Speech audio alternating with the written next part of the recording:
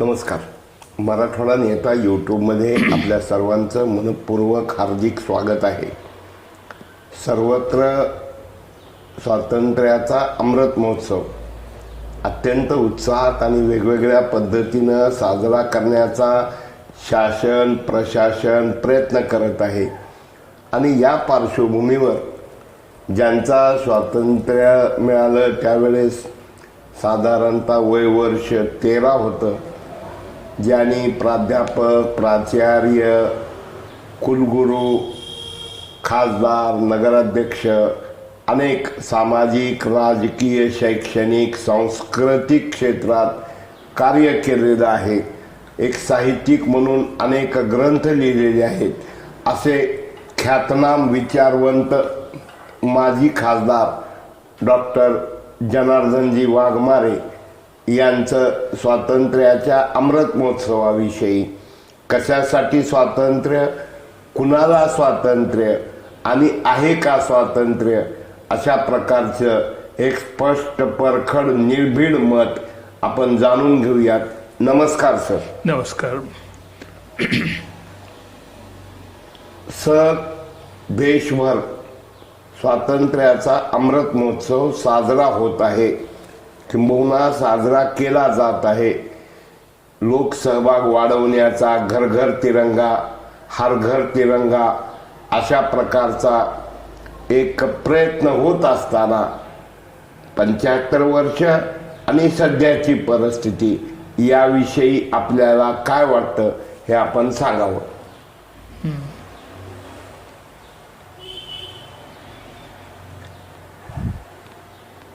आपल्या स्वातंत्र्याला 75 वर्ष झाली आणि म्हणून आपण अमृत महोत्सव साजरा करीत आहोत. गेल्या 1 वर्षापासून आपण निरनिराळे कार्यक्रम घेत आहोत. या संबंधी भाषणं होत आहेत, चर्चा होत आहेत. आम्ही आनंदही व्यक्त करत आहोत.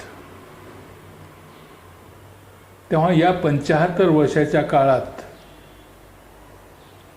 आपण काय गमावलं आणि काय कमावलं याचा आढावा घेणं हे देखील महत्त्वाचं आहे. खरं तर याचा ऑडिट रिपोर्टच लोकांना सादर करायला पाहिजे. 75 वर्षाच्या काळात आम्ही बऱ्याचशा गोष्टी कमावल्या, काही गोष्टी आम्ही गमावल्या देखील. आणि म्हणून काय कमावलं आणि काय गमावलं याच्याविषयी थोडक्यात मी आपल्यासमोर बोलतो. मुळात स्वातंत्र्य मिळालं ही सर्वात महत्त्वाची गोष्ट आहे. म्हणजे इतिहासात पहिल्यांदा सर्व भारत एकत्रित आला. यापूर्वी भारत एकत्रित आलेला नव्हता. देशात निरनिराळी राज्य होती. नंतर मुसलमानांची राज्य इथं आली, ब्रिटिशांचं राज्य आलं. जवळपास 1000 वर्षपर्यंत आपण गुलाम होतो. आणि म्हणून स्वातंत्र्य मिळालं हीच एक अतिशय महत्त्वाची गोष्ट घडली. गांधीजींच्या नेतृत्वाखाली आपण ब्रिटिशांशी लढा दिला आणि तोही सत्य आणि अहिंसेच्या आधारावर, आणि स्वातंत्र्य मिळालं ही अतिशय आनंदाची गोष्ट आहे. परंतु हा आनंद निर्भेळ नव्हता. हा आनंद दुःखासहित आला असं म्हणायला हरकत नाही. ज्या महात्मा गांधींच्या नेतृत्वाखाली आपण स्वातंत्र्य मिळवलं त्या गांधींचाच थोड्याच दिवसात वध करण्यात आला, त्यांचा खून करण्यात आला. आणि या देशाचे 2 तुकडे झाले, पाकिस्तान आणि हिंदुस्तान. आणि हिंदू मुसलमानचे एवढे दंगे निर्माण झाले की रक्तपात प्रचंड प्रमाणात झाला. म्हणजे स्वातंत्र्य आलं ते या पद्धतीनं, आणि म्हणून निर्भेळ आनंद आम्हाला मिळू शकला नाही. गांधीजींनी आम्हाला स्वातंत्र्य मिळवून दिलं, परंतु स्वातंत्र्याचा उत्सव दिल्लीमध्ये होत असताना ते तिथे उपस्थित नव्हते. ते बंगालमध्ये नोआखालीला गेले होते. हिंदू मुसलमानचे दंगे तिथे खूप झाले, रक्तपात झाला.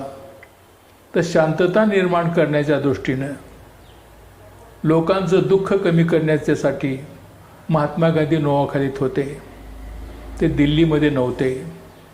म्हणून स्वातंत्र्य आम्हाला मिळालं ही आनंदाची गोष्ट आहे, परंतु दुःख या गोष्टीचं होतं की हिंदुस्थानचे 2 तुकडे झाले.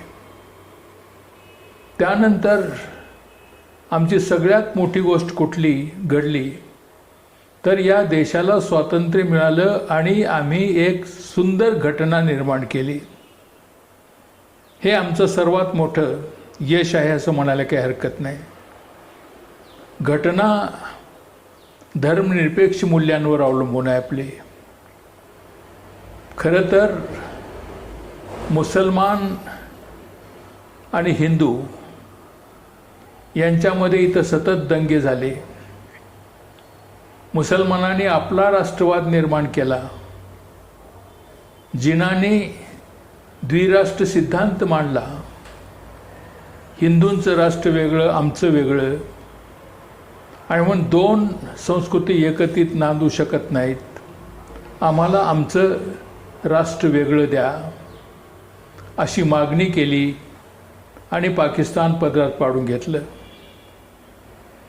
परंतु हिंदुस्थानच्या नेत्यांनी मात्र द्विराष्ट्र सिद्धांत मानला नाही, तो स्वीकारला नाही. एका विशिष्ट परिस्थितीमुळे पाकिस्तान द्यावं लागलं, आणि म्हणून पाकिस्तान धर्माधिष्ठित राज्य झालं आणि भारत धर्मनिरपेक्ष राज्य झालं. आणि ही सगळ्यात मोठी गोष्ट आहे. खरं तर त्यावेळेस हिंदुत्ववादी लोक म्हणत होते की आम्हाला हिंदुस्थान आता हिंदुत्वावर हवा आहे, परंतु गांधी, नेहरू, मौलाना आझाद, सरदार वल्लभभाई पटेल या आमच्या नेत्यांनी ते नाकारलं. ते म्हणाले की हिंदुस्थान धर्मनिरपेक्षतच असेल, इथं कुठल्याही धर्माचं राज्य असू शकणार नाही, सगळ्याच धर्माचे लोक इथं आनंदानं राहतील. अनेक जाती, अनेक धर्म, अनेक संप्रदाय, अनेक भाषा, एवढी विविधता दुसऱ्या कुठल्याही राष्ट्रामध्ये नाही. आणि एवढ्या विविधतेच्या राष्ट्राला एकत्रित बांधून ठेवायचं असेल तर केवळ धर्मनिरपेक्षता. आणि म्हणून फार दूरचा विचार नेत्याने केला. खरं तर अलीकडच्या काळामध्ये कुठलंही राष्ट्र एकाच धर्माचं नाही. काही थोडे बहुत याला अपवाद आहेत, नाही असं नाही आहे. परंतु आता लोक अनेक देशामध्ये जातात, तिथे वास्तव्य करतात, नागरिक बनतात. विशेषतः ज्यावेळेस दळणवळणाची खूप साधनं वाढली तेव्हापासून लोक व्यापाराच्या निमित्तानं, आणखीन कुठल्या तरी निमित्तानं दुसऱ्या देशात जातात. आज भारतीय लोक देखील प्रचंड प्रमाणात अमेरिकेत आहेत. असा एकही देश नाही की जिथे भारतीय लोक नाही आहेत. तेव्हा लोकांचं जाणं येणे चालू राहावं. केवळ धर्माचाच विचार केला तर ही गोष्ट होणार नाही. म्हणून दूरचा विचार करून गांधी, नेहरू, मौलाना आझाद या लोकांनी या राष्ट्राला धर्मनिरपेक्ष राष्ट्र बनवायचं ठरवलं. तर ही आमची सगळ्यात मोठी उपलब्धी, आणि त्याच्याच आधारावर घटना बनवली आहे. घटना निर्माण करणारा डॉक्टर बाबासाहेब आंबेडकरांसारखा मनुष्य, तो या देशाला आधुनिकतेच्या दिशेत घेऊन जाणारा होता.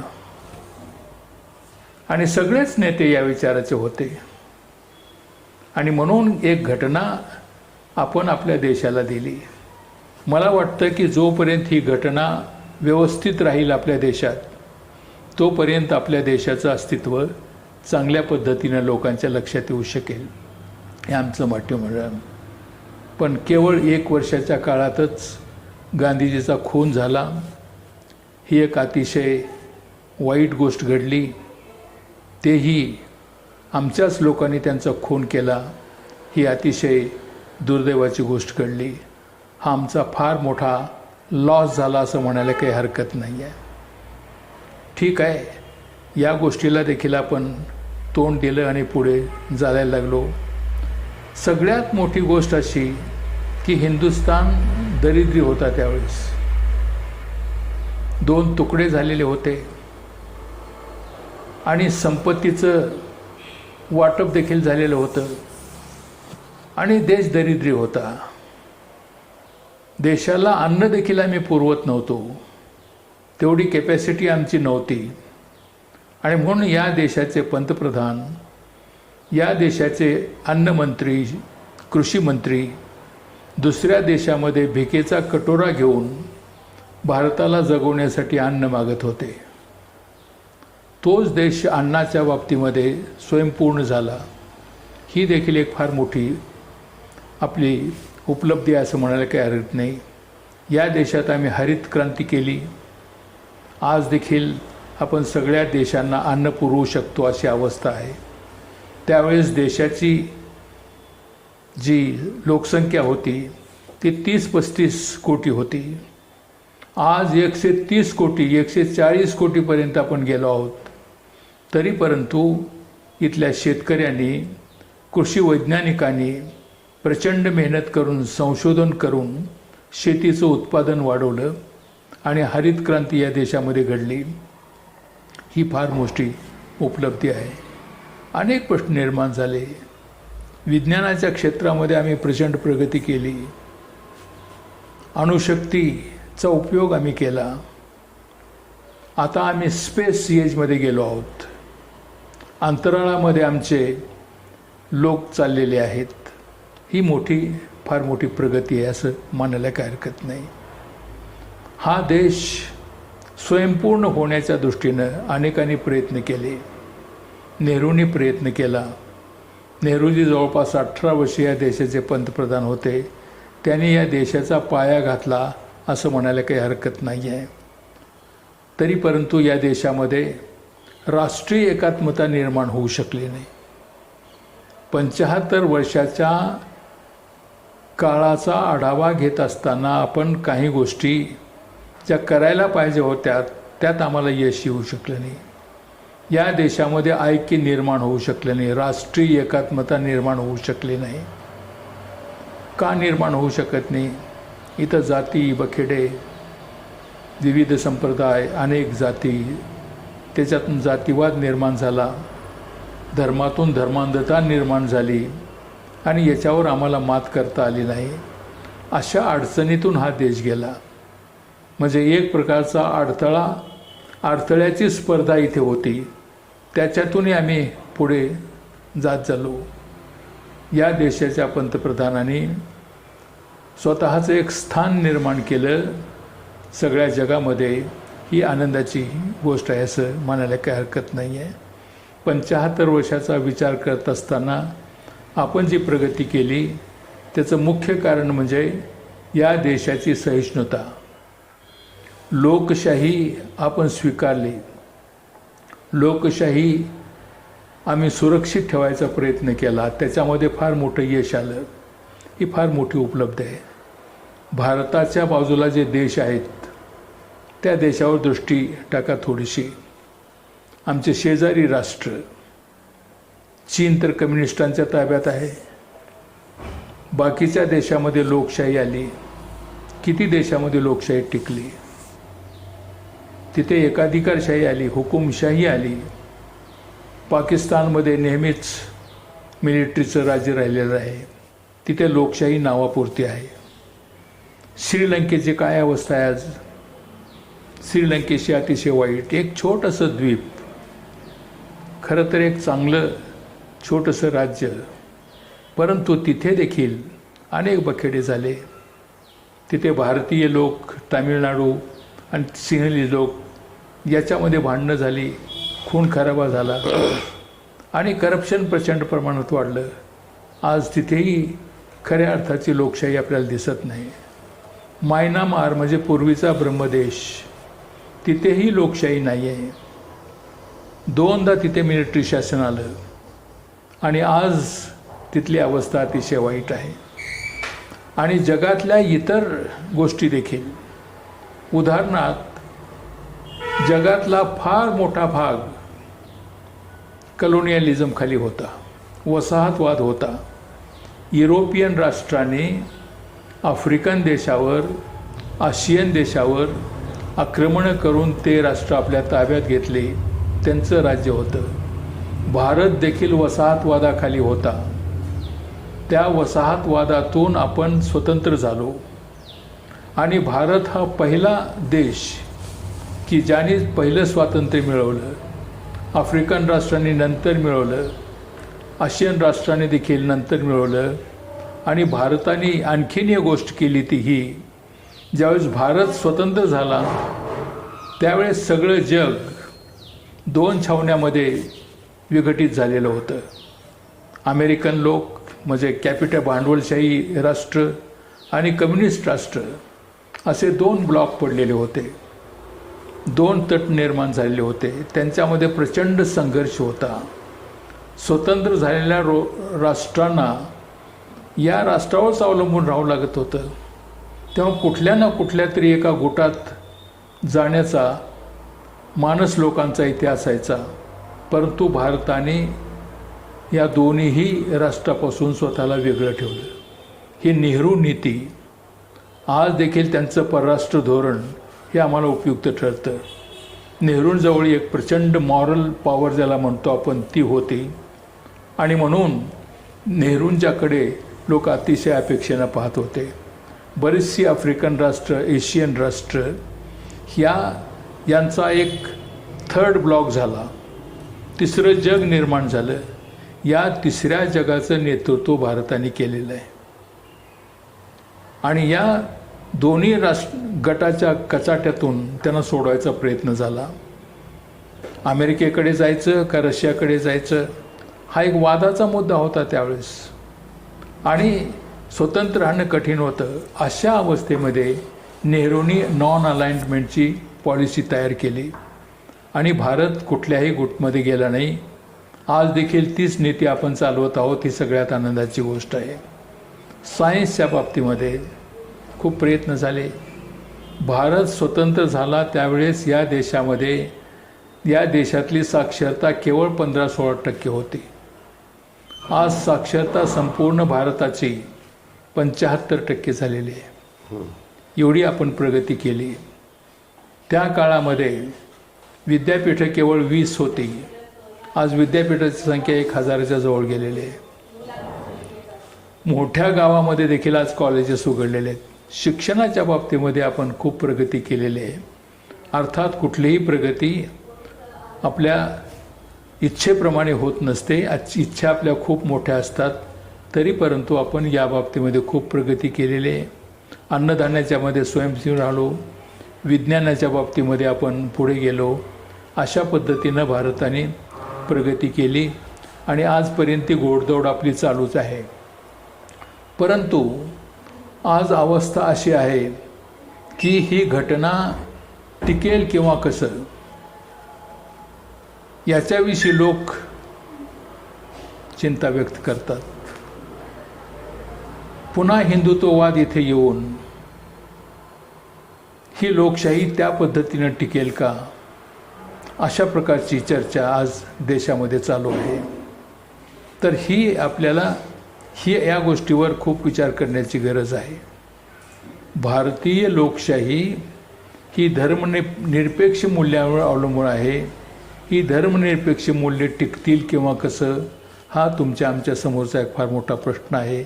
आपल्याला कुठल्याही पद्धतीने टिकवावं लागेल. आम्ही असं सांगत असतो की हिंदू धर्म फार उदार आहे वगैरे वगैरे. यात काही शंका नाही, हिंदू धर्माचा बेस तसा आहे. परंतु हिंदू धर्मामध्ये देखील आपण अतिरेकी विचार आणण्याचा प्रयत्न केला तर एक चांगला धर्म देखील अतिरेक्यांचा धर्म होऊ शकतो. तर ही सगळ्यात मोठी भीतीची गोष्ट आहे. मूलतत्ववाद हा इस्लाममध्येच होता तो आज हिंदूमध्ये येतोय की काय असं वाटायला लागतं. आणि म्हणून आपण हिंदू धर्माविषयी किती जरी बोलत असलो तर हिंदू धर्माचं पूर्वीचं स्वरूप आणि आजचं स्वरूप याच्यामध्ये फरक पडत चाललेला आहे. ही घटना कुठल्याही पद्धतीमध्ये टिकली पाहिजे. हा देश बहुधार्मिक, बहुजातीय, बहुभाषिक, बहुसांस्कृतिक असल्यामुळं या ठिकाणी संघराज्यच टिकू शकतो. ज्याला आपण फेडरल स्ट्रक्चर म्हणतो, फेडरल गव्हर्मेंट आहे, म्हणजे इथे केंद्र शासन आणि राज्य शासन दोघांमध्ये संबंध आहेतच, परंतु राज्यांना आपण काही अधिकार दिलेले आहेत. घटनेमध्ये राज्यांना काही वेगळे अधिकार दिले आहेत, केंद्राला वेगळे अधिकार दिले आहेत. एक सामायिक यादी देखील आपण तयार केली आहे. त्या विषयावर केंद्राचाही अधिकार आहे, राज्याचाही देखील अधिकार आहे. दोन्हीमध्ये क्लॅश येत असताना केंद्राचा अधिकार आपण स्वीकारतो, परंतु ती यादी आज त्या पद्धतीनं आपण राबवत नाही आहोत. ही सगळ्यात मोठी गोष्ट. इथं संघराज्य टिकलंच पाहिजे, कारण त्या राज्यांना दिलं पाहिजे. एकाच पार्टीचं राज्य आता राहणार नाही. काँग्रेसनं केलं, परंतु अनेक वर्ष काँग्रेसच्या हातात सत्ता असल्यामुळे करप्शन देखील प्रचंड प्रमाणात झालं. मला असं वाटतं की BJP सरकार जे आलं ते काँग्रेसच्या देखील फार मोठ्या चुकांमुळे आलेलं आहे. आणि सगळ्यात वाईट गोष्ट जर कुठली घडली असेल तर करप्शन या देशामध्ये प्रचंड वाढलं. आणि तो आज देखील प्रश्न सगळ्यांच्या समोर आहे. या करप्शनवर आळा घालण्याच्या दृष्टीनं लोकांमध्येच प्रयत्न करायला पाहिजेत. करप्शन लोकांच्या पातळीवर होत असतं, ते प्रशासनाच्या पातळीवर होत असतं, ते नेत्यांच्या पातळीवर देखील होत असतं. आज प्रशासनाची काय अवस्था आहे? ते नगरपालिकेचं प्रशासन असेल किंवा शासकीय कुठल्याही डिपार्टमेंटचं प्रशासन असेल, प्रचंड ठिकाणी करप्शन वाढलेलं आहे. सामान्य लोकांचं यात मरण आहे. पैसे टाकल्याशिवाय कामच होत नाही. हे आपल्या लोकशाहीला गालबोट लावणारी गोष्ट आहे. तर हे करप्शन कोणी थांबवू शकलेलं नाही. आज BJP देखील करप्शनच्या बाबतीमध्ये आग्रही आहे, परंतु बारकाईमध्ये गेलं पाहिजे. करप्शन म्हणतात कशाला याचीच व्याख्या आपण केलेली नाही असं मला वाटतं. त्याची व्याख्या करावं लागेल आणि हा प्रश्न कसा सोडवायचा याच्यासाठी आपल्याला आग्रही राहावं लागेल. तर अशा प्रकारचे अनेक प्रश्न आहेत. सायन्समध्ये आम्ही खूप प्रगती केली आणि म्हणून आर्थिक दृष्टीने देखील आपण पुढारलेले आहोत. आज जगातल्या 3ऱ्या-4थ्या क्रमांकावर आपली अर्थव्यवस्था आहे. पण पुढचे प्रश्न फार वेगळे आहेत. हिंदुस्तान आणि चायना यामधला संघर्ष आपल्याला कुठे घेऊन जाईल हे सांगता येत नाही. भारताने पाकिस्तानशी 4दा लढाया केल्या आणि त्या ठिकाणी त्यांना यश प्राप्त झालं. हे देखील आपली उपलब्धीच आहे. चीननं आपल्यावर आक्रमण केलं 1962 साली. त्याने हजारो मैलांचा असा भूभाग आपल्या ताब्यात ठेवलेला आहे आणि आज देखील चीन अतिशय पॉवरफुल झालेलं आहे.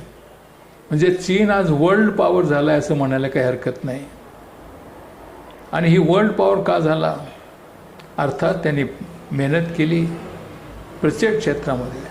आज प्रत्येक क्षेत्रामध्ये चीन भारतापेक्षा तिपटीनं मोठा आहे. शिक्षण घ्या, संरक्षण घ्या, शेती घ्या, अन्नधान्याचं उत्पन्न घ्या किंवा इंटरनॅशनल मार्केटवर जे अवलंबून राहतात लोक त्याच्या संबंधीचा विचार करा. चीन आपल्यापेक्षा तिप्पट चौपट पटीनं पुढे गेलेला आहे. आणि चीन हा विस्तारवादी देश आहे. पूर्वीपासूनच हा विस्तारवादी देश आहे. भारताचं आणि चीनचं एकेकाळी सख्य होतं जरूर. भारत त्यावेळेस जगात प्रथम होता. चीनचे विद्यार्थी भारतामध्ये नालंदा विद्यापीठामध्ये यायचे. नालंदा विद्यापीठ हे जागतिक विद्यापीठ होतं त्या काळातलं, आणि त्या विद्यापीठामध्ये शिकण्यासाठी चीन, कंबोडिया, ब्रह्मदेश सगळ्या देशातील लोक यायचे. ग्रीसचे देखील लोक यायचे. तक्षशिला, नालंदा, विक्रमशिला ही विद्यापीठं फार मोठी होती आणि भारत त्यावेळेस खऱ्या अर्थाने विश्वाचा गुरु होता. आज आमच्याकडे ती राहिले नाही. प्राचीन काळामध्ये भारतामध्येच विद्यापीठं होती. युरोपमध्ये त्या काळी एकही विद्यापीठ नव्हतं, हे तुमच्या माहितीसाठी सांगतो. आमचं विद्यापीठ ज्यावेळेस इथं बुडालं त्यावेळेस युरोपमध्ये विद्यापीठ निर्माण झालं आणि त्याच विद्यापीठाचं अनुकरण आपण करत आहोत आज. म्हणजे विद्येच्या क्षेत्रात सांगायचा मुद्दा असा, विद्येच्या क्षेत्रात, शिक्षणाच्या क्षेत्रात भारताने प्रचंड प्रगती केली होती.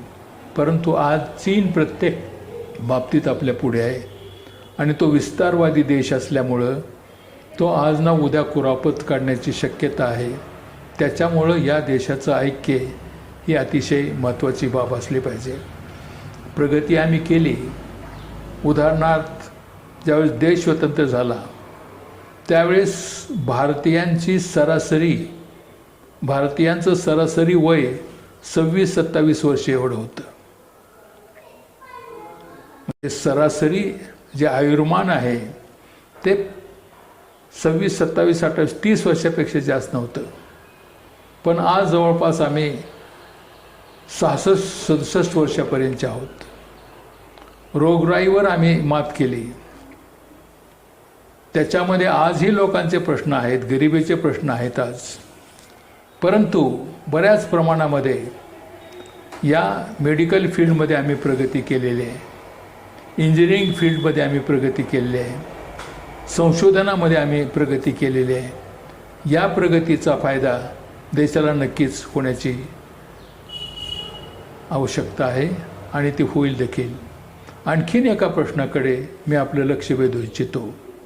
मी आत्ताच असं विधान केलं की आमची इकॉनॉमी, अर्थव्यवस्था ही आता 4थ्या-5व्या क्रमांकावर जगामध्ये.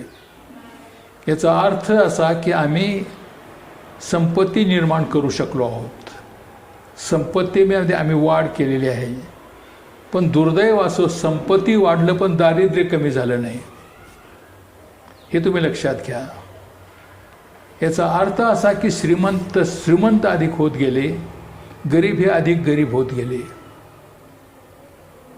जवळपास 80% आम्ही समाजवादाच्या वाटेवरून चालायचा प्रयत्न करत होतो.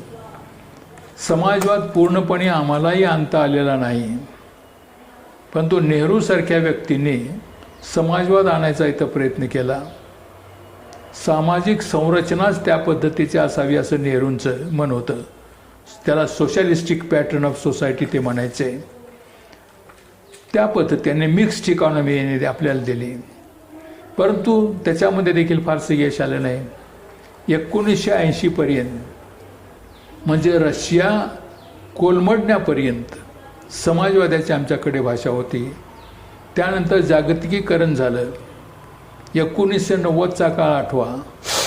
त्यावेळेस भारताच्या पंतप्रधानाला भारतातलं सोनं इंग्लंडमध्ये ठेवावं लागलं होतं. म्हणजे आमच्याकडे चलनच नव्हतं. अतिशय स्फोटक परिस्थिती निर्माण झाली होती.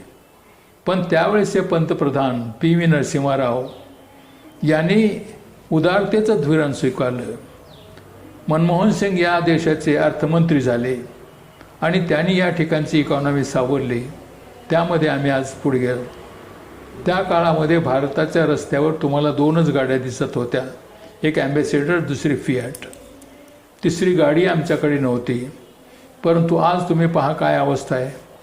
आज कुठली गाडी घ्यावी हा तुमच्या समोरचा प्रश्न आहे. लोकांच्याकडे हे साधनं आलेले आहेत, नाही असं नाही आहे. परंतु दारिद्र्य इथं वाढत चाललेलं आहे. दारिद्र्य आणि श्रीमंती याच्यातला अंतर कमी झाल्याशिवाय सर्व लोक सुखी होऊ शकणार नाहीत. आणि म्हणून पुन्हा एकदा आपण याचा पुनर्विचार करण्याची गरज आहे. आज कोणीही सोशलिझमशी बोलत नाही आहे. परंतु घटनेमध्ये ज्या तरतुदी आहेत ते तरी तुम्ही डायरेक्टिव्ह प्रिन्सिपल्समध्ये आपण असं म्हटलेलं आहे की या देशामधलं लोकांचं जे इन्कम आहे, जे उत्पन्न आहे, त्या उत्पन्नामध्ये गॅप आम्ही राहू देणार नाही. तो कमीत कमी आम्ही करायचा प्रयत्न करणार. परंतु तो आज गॅप वाढत चाललेला आहे. पैसा वाढत चाललेला आहे आमच्याकडचा. आज मिडल क्लासची प्रचंड संख्या झालेली आहे आणि त्याचा परिणाम असा झाला की आज देशाचा आम्ही विचारच करत नाही. भ्रष्टाचार ज्याप्रमाणे वाढला आहे, हिंसा देखील वाढलेली आहे आणि सगळ्यात दुर्दैवाची गोष्ट म्हणजे महिलांवरचे अत्याचार एवढे वाढलेले आहेत की पूर्वी एवढे नव्हते.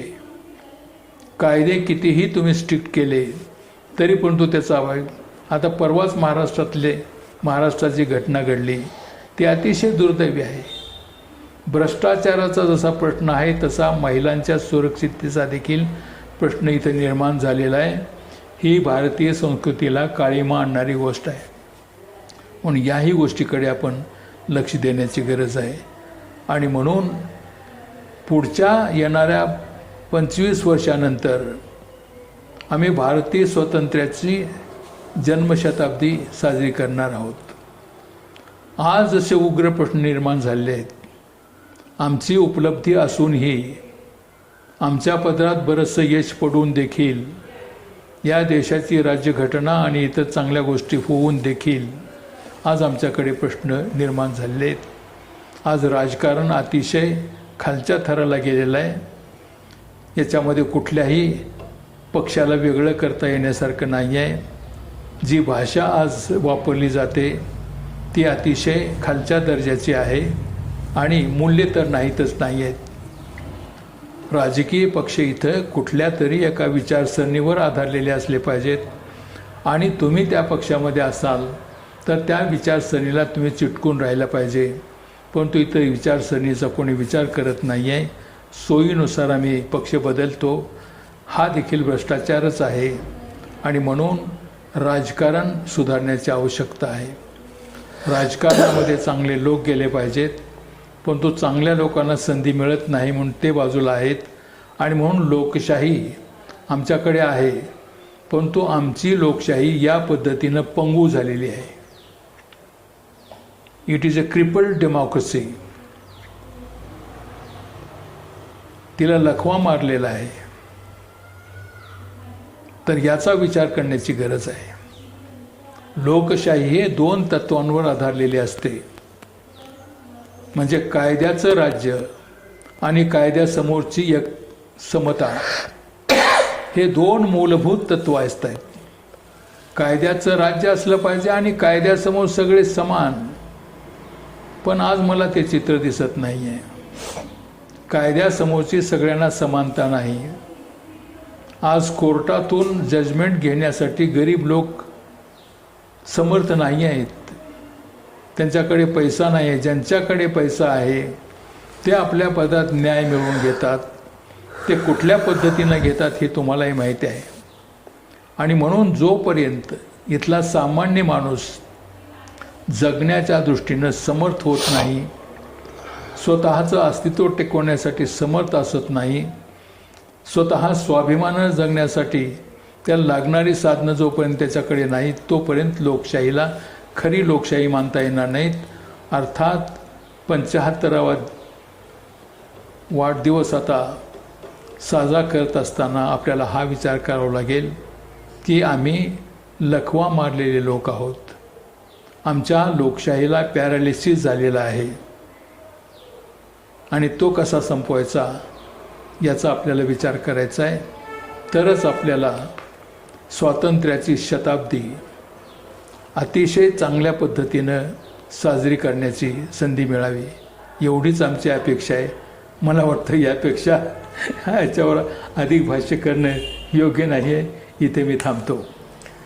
सर, एक 8 दिवसापूर्वीच डॉक्टर सूर्यनारायण रणसुभे सरांची मुलाखत मी घेतली असताना त्यांनी भीती व्यक्त केली की आजची परिस्थिती जी आहे असंच राहिलं तर भारताचं शिरोन व्हायला जास्त काळ लागणार नाही. हो. कारण बेकारी वाढलंय, दारिद्र्य वाढलंय आणि राजकारणामधलं गुन्हेगारीकरण वाढत चाललंय.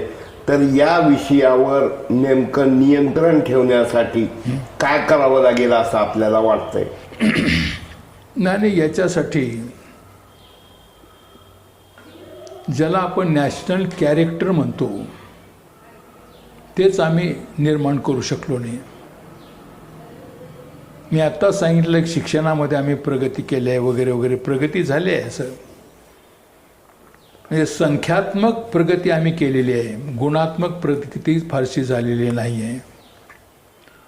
आणि म्हणून आज स्वार्थ प्रचंड प्रमाणात बोकाळलेला आहे. राष्ट्रीय चारित्र्य निर्माण होऊ शकलं नाही. आज अप्पर मिडल क्लासमध्ये बरेचसे लोक गेलेत, पैसा त्यांच्याकडे आलेला आहे. पण तुम्ही लक्षात घ्या, स्वातंत्र्य कोणी मिळवून दिलं आपल्याला? साहित्य कोणी निर्माण केलं? संघर्षाची मूल्य कोणी दिली? या देशातल्या मिडल क्लासने दिली. म्हणजे वरचा क्लास त्याला देशाची चिंता नसते, आणि जो खालचा तळातला आहे त्याला रोटीचेच प्रश्न असतात. परंतु सगळ्या गोष्टी, संस्कृती निर्माण करण्याचं काम, मूल्य निर्माण करण्याचं काम, साहित्य निर्माण करण्याचं काम, स्वातंत्र्याच्या रक्षणाचं काम, स्वातंत्र्यासाठी संघर्ष करण्याचं काम, हे सगळं मिडल क्लासने केलेलं आहे. परंतु आज मिडल क्लास कुठे आहे? तो या गोष्टीचा कुठलाच विचार करत नाही. आणि म्हणून शिक्षणामध्ये फार मोठे बदल करावे लागतील आपल्याला. एकदा डॉक्टर आंबेडकरांना एकाने प्रश्न विचारला होता, शिक्षणात तुम्हाला क्रांती होईल असं वाटतं का? ते म्हणाले की आज जे शिक्षण मिळते त्याच्यातून क्रांती होणार नाही. तुम्ही शिक्षणात काय ठेवता, शिक्षणामध्ये तुम्ही काय शिकवता, कुठले विचार आणता, ते जोपर्यंत करत नाही तोपर्यंत बदल होऊ शकत नाही. आम्ही आज काय करतो? तोच परंपरा आणतो. आज परंपरांची गरज नाही आहे, आज नवीन आधुनिक विचारांची गरज आहे. आणि लोकांचं चारित्र्य निर्माण करण्याची गरज. लोकांचा उठावच पाहिजे. स्वातंत्र्य कोणी मिळवलं? लोकांनी मिळवलं. देशाचा विकास कोण करणार? लोकच करणार. आणि आजचे हे प्रश्न थांबवणार का? लोकच थांबवणार. लोक हा लोकशाहीमधला सगळ्यात मोठा मुद्दा आहे. लोकांचं चारित्र्य निर्माण करा. आज लोक देखील हातबल आहेत. लोक म्हणजे सामान्य लोक. तर आज कोणीच विचार करणार नाही. आज आम्ही एकाकडे किती संपत्ती आहे, तो कुठल्या रांगेत बसतो, त्याचा गौरव करत आहोत आम्ही.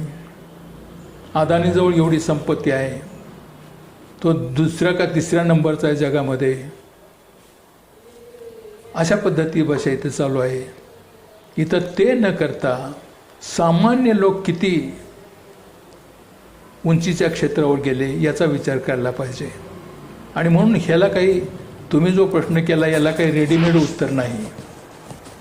परंतु तुम्हाला शॉर्ट टर्म आणि लॉंग टर्म असे प्लॅनिंग करावे लागेल. म्हणजे कमी वेळामध्ये काही गोष्टी कराव्या लागतील. कमी वेळामध्ये काम करण्याचं काम म्हणजे लॉ आणि ऑर्डर तुम्हाला मेंटेन करावं लागेल. आणि लोकांची याला साथ राहावी लागेल. करप्शन दोन्हीकडून होत असतं. मला एखादी गोष्ट कायदा बाजूला ठेवून करून घ्यायची असते म्हणून मीच पैसे देतो. म्हणून पैसे देणाऱ्यावर देखील गुन्हेगारी तुम्ही दाखल करा. पैसे घेणारा तर गुलाम आहेच, गुन्हेगार आहेच. पैसे देणारा देखील तेवढाच गुन्हेगार असला पाहिजे. असं केलं पाहिजे. या देशामध्ये तुम्ही इन्कम टॅक्स भरता, म्हणजे उत्पन्नावर टॅक्स घेता. आता खर्चावर टॅक्स बसवा तुम्ही. खर्च तुम्ही किती करता आणि तुमचं उत्पन्न काय, आणि सगळ्याच गोष्टीपर्यंत कुठलंही गव्हर्नमेंट पोचू शकत नाही. लोकांचं चारित्र्यच बनलं पाहिजे. आणि म्हणून लॉंग टर्म तुमची जी प्लॅनिंग असली पाहिजे ती शिक्षणातून सुरू झाली पाहिजे, सगळ्या क्षेत्रातून सुरू झाली पाहिजे. आज आपण मला सोडून बाकीच्यांना मोजायचा माझा प्रयत्न असतो. त्यांनी असं केलं, त्याने मी काय असं, मी हा येऊ देत नाही आम्ही कुठे. Charity begins at home. कुठलीही सुधारणा आपल्यापासून केली पाहिजे हा विचार बिंबवायचा आपण जर ह्या नवीन पिढीवर केला. नवीन पिढी कुणाचं अनुकरण करते? मोठ्यांचंच करते. पहिल्या प्रथम घरातील लोक, आईवडील कसे वागतात, घरातील लोक कसे वागतात आणि समाजात कसे वागतात. शिक्षकांची आज काय परिस्थिती आहे? गुरुविषयी काय स्थान होतं आपल्या संस्कृतीमध्ये? आज गुरु कुठं आहेत? टीचरची काय अवस्था आहे? त्याच्यासाठी काय केलं जातं?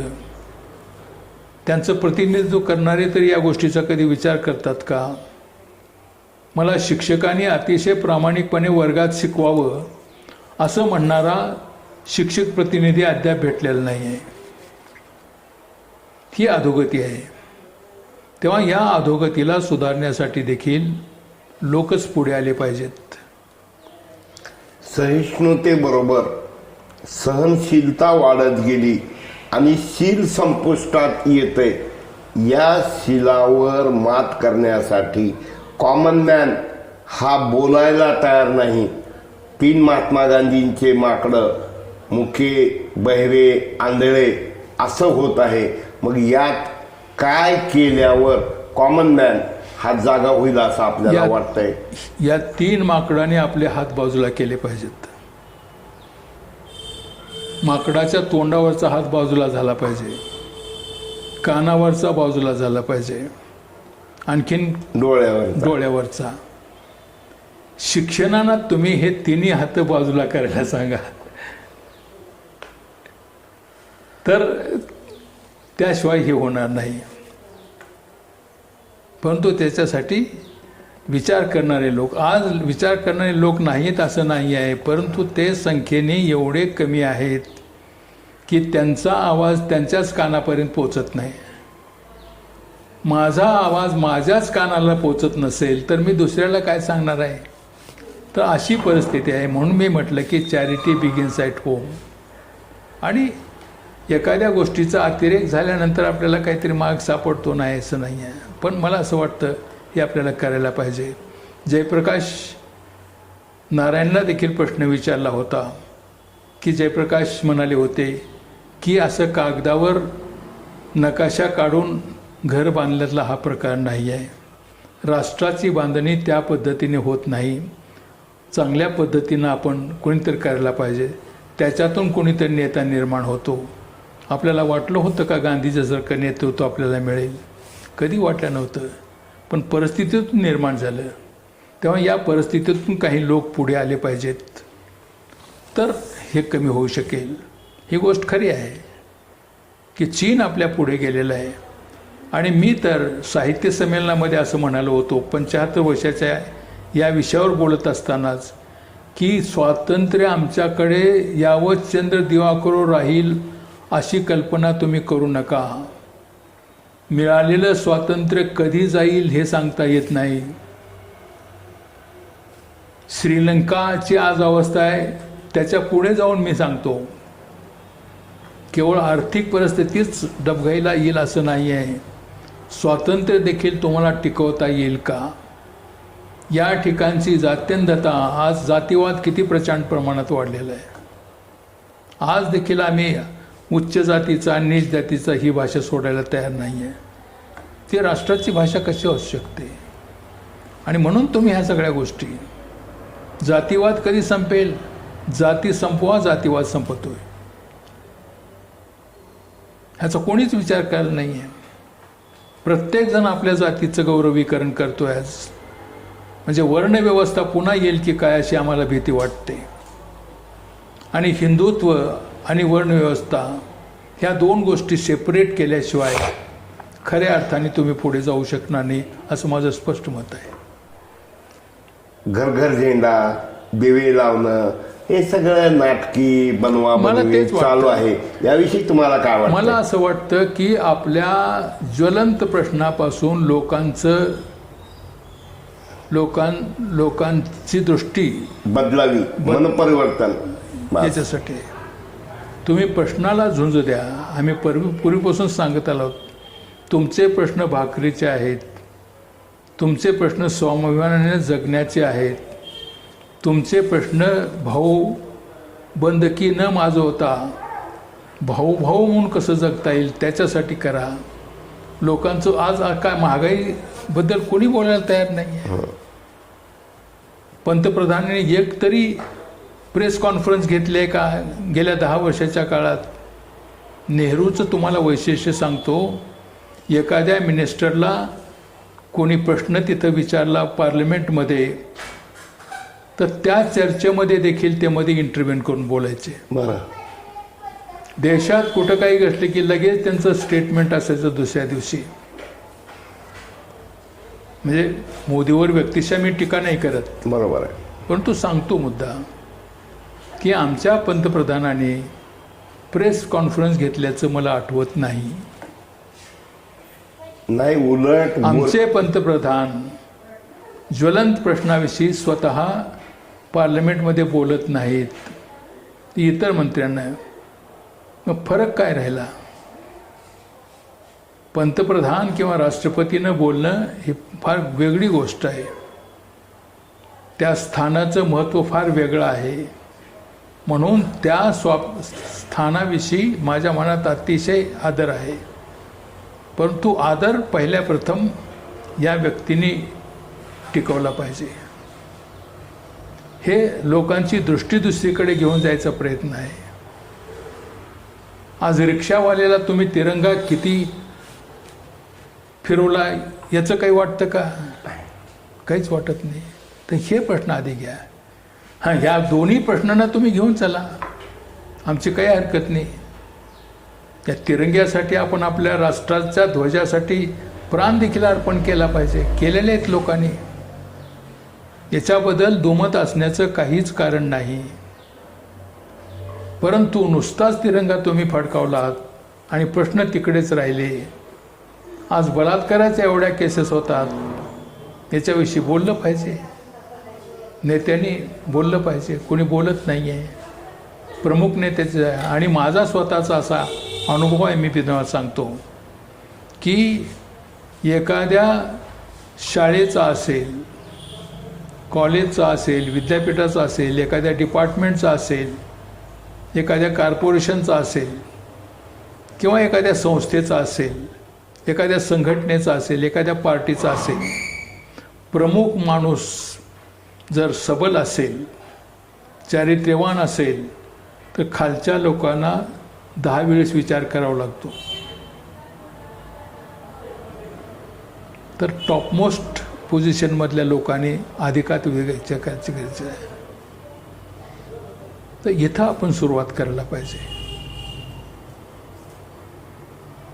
इथं आपण कुठल्याही थरापर्यंत कामाचं मूल्यमापन तो कोण्या पक्षाचा या पद्धतीनं करू नका.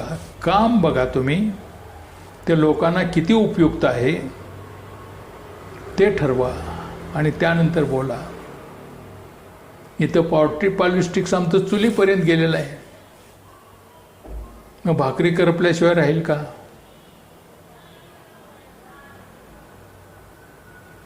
तर हे प्रश्न असे आहेत. रोग मशीला इंजेक्शन पकालीला नेमकं अमृत महोत्सवाच्या निमित्तानं असं होता कामा नये.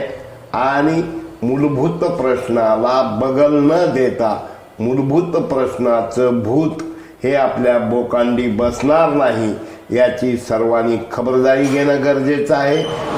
मित्र हो, श्रोते हो, आपण या सर्व गोष्टीचा, या सर्व विचाराचं चिंतन करा, मनन करा.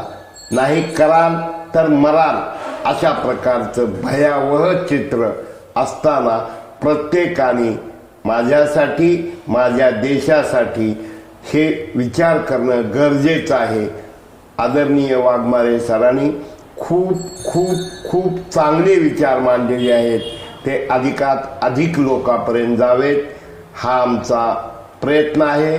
आपण सर्वांनी ह्याला साथ द्यावी, सहकार्य करावं हीच मी विनंती करतो.